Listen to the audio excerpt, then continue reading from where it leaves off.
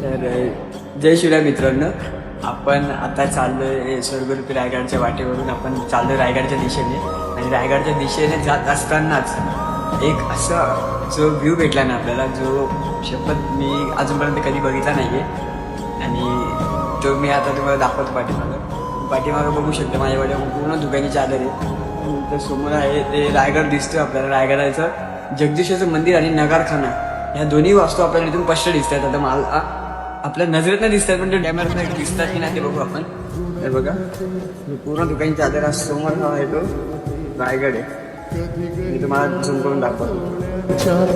दोहात पार बुडती तळमळते सारखे बापडे न कळत का भरकटते कधी मोहाच्या चार क्षणाला मन